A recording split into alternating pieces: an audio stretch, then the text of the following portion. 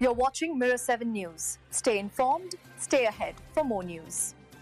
So here's something remarkable from the world of British intelligence.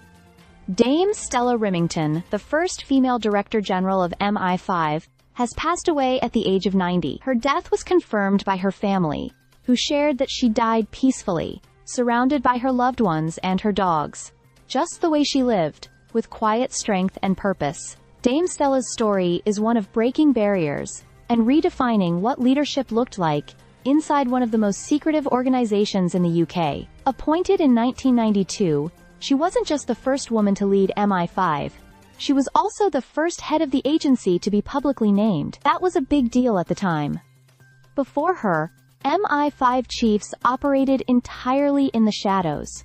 In fact, when a newspaper published her address after the announcement, she and her family had to relocate to a covert location for their own safety. That alone shows just how secretive things were, and how much was changing under her leadership.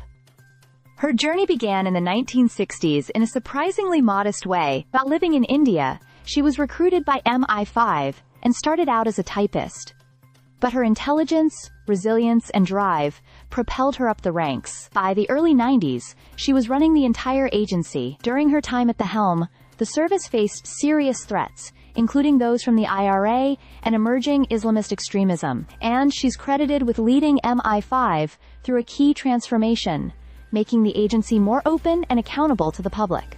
That was a major shift from the traditionally secretive approach. Interestingly, she's widely believed to have inspired Dame Judi Dench's portrayal of M in the James Bond films, a nod to how iconic her role became. But after she retired in 1996, Dame Stella didn't just fade into private life.